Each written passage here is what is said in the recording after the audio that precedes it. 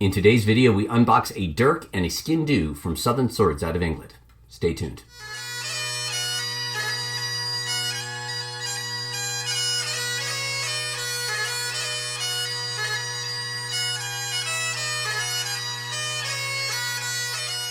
Well, hello everybody, I'm Matt Willis Bagpiper, and on this channel I make videos to make you a stronger and more confident piper. If you like this kind of content, please think about giving the video a like, subscribing to the channel, and hitting that bell icon to be notified of when I post new videos. I also teach Skype and online lessons, but more on that later. Alright guys, I have in here a dirk and a Sgian Dubh from Southern Swords out of England. Now, for years I've had just the standard Sgian Dubh like you can buy, well, anywhere. Luckily, I didn't spend more than probably $12 on this at a Highland Games, but almost immediately that happened. Talk about high quality. And to be honest, I never found an adhesive that really worked. I just put some bagpipe tuning tape for the longest time around the bottom. But the first time I put that in my sock, I wasn't aware, after this came off, that it had broken. And yeah, that was a little bit of a bloody mess. So the only thing that's sharp on this knife is probably the point. I've tried to actually put an edge on this thing and it wouldn't take one. It's just tremendously dull. It looked the part, it's been fine. But I wanted something a little bit nicer. I was looking around and I liked what I saw, at least on their website. So we have some Southern Swords stuff here. We're gonna check it out and see how it looks.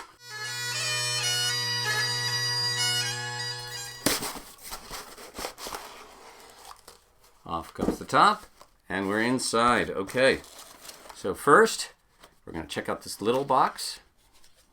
Open it up, and we have their late 19th century Sgian Dubh.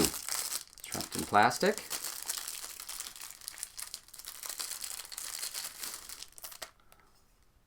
Very nice. Okay, it's a actual wooden handle with the basket weaving, and there'll be photos of all of this at the end, so stay tuned for that. It's nice, and it's not terribly flat, which I don't mind. It's going to be a little bit more comfortable to hold. The scabbard on the bottom is actually leather. All right, and let's take a look. There we go. There's the actual blade itself. Let's see if it has any sort of edge on it. No. The answer is no. So one of the sharpness tests you can do, one, you can look down on it and see if it visually is reflecting light, but I'll tell you right now, I don't have the right light source here. If I was this way, I would. But another thing you do is grab just a piece of paper and just drag the knife slowly. And this is not currently cutting. So we're going to look into what maybe needs to be done to put an edge on this. That being said, I'm mainly wearing these for decoration, though it's always nice to have a functional blade on you. You need it for all sorts of stuff in this world. And always check out the local laws and conventions. I'm in Texas, so there's certain places we can't take blades over 5.5 inches, though that is not a 5.5 inch blade. But most all places in this state you can, but look at your own province, state, territory, country, all that stuff. Don't get yourself in trouble with any of this. But the Sgian Dubh is looking excellent. I'm really very pleased with the look.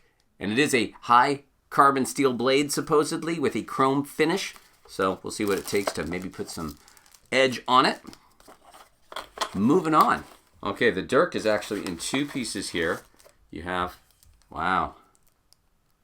Okay, again, we have actual wood. You can see the wood grain in the handle.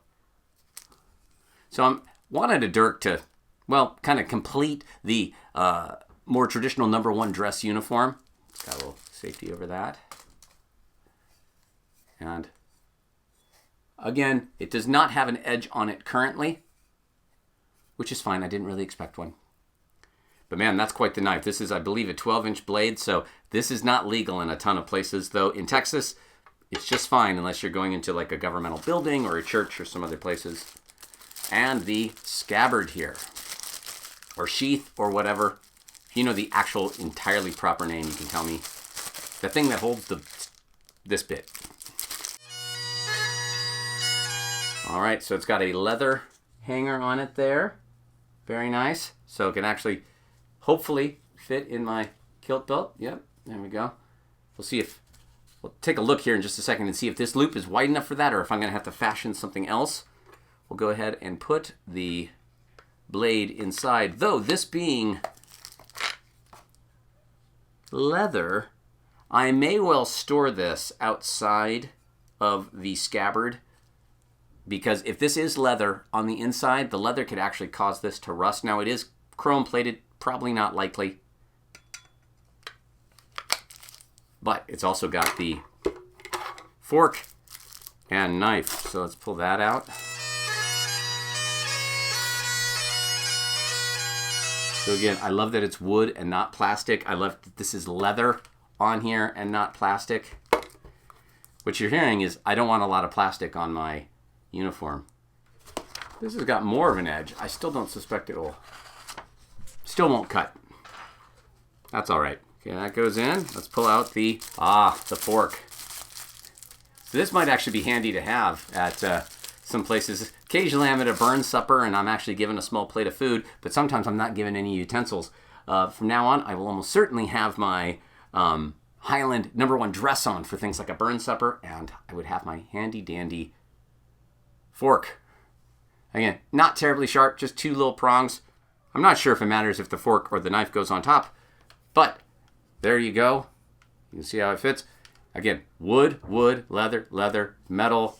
Got the belt hanger right here. So now let's see if this belt loop is actually big enough to go through a kilt belt. All right, so we have the kilt belt right here. And will it blend? Getting it over that retainer is the hardest part, but sure enough, and I shouldn't have doubted, the kilt belt does fit the Dirk, the leather belt loop on the Dirk. So it'll absolutely fit a standard size kilt belt. So that is great news for those wanting a Dirk that are able to wear the Dirk. Again, look at your own local laws. So you can see where it's soldered to it. And again, there'll be photos of all of this. It's a little messy. It's not the cleanest thing, but these weren't crazily expensive. For the price I paid, I think they actually look absolutely tremendous. I think you could pay the same amount of money and get something that's, well, plastic and maybe wouldn't take an edge. So, and here, just to compare the Sgian Dubh to my current one. So this is the standard Sgian Dubh that you're going to find anywhere. And here's this one. So you can see it is longer both in the handle and in the sheath by, I'd say, a good 1.5 inches. It's definitely wider.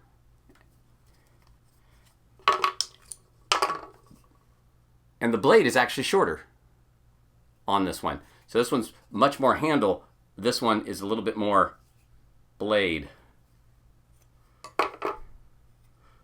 But just to feel these, like this one, even though it's super dull, has much more of an edge than the plastic handled one that I got all those years ago that has stainless and china printed right on the blade. This one doesn't have anything printed on the blade. So again, there'll be a photo gallery at the end of these by themselves, all the individual pieces, as well as a comparison next to this Sgian Dubh here, as well as how they look in the uniform itself. So stay tuned for those.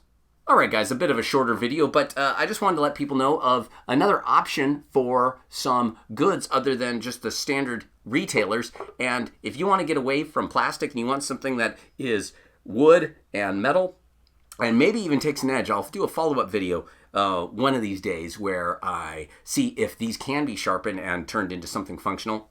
And if that does show up, you'll see a card up here. But until then, I'm quite pleased. I look forward to wearing these as part of the uniform. Yeah.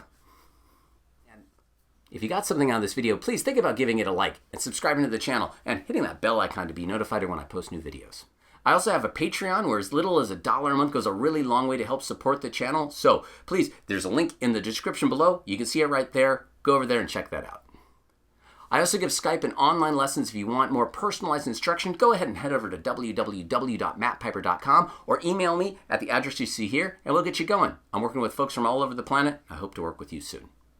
I also have a line of Command Your Bagpipe merchandise, so there's t-shirts and hats and water bottles, mugs. It's great to have some bagpipe swag to carry around everywhere and let the world know that you command your bagpipe. Again, link in the description below. Well, thank you so much, everybody. I'm Matt Willis Bagpiper, and until next time, cheers.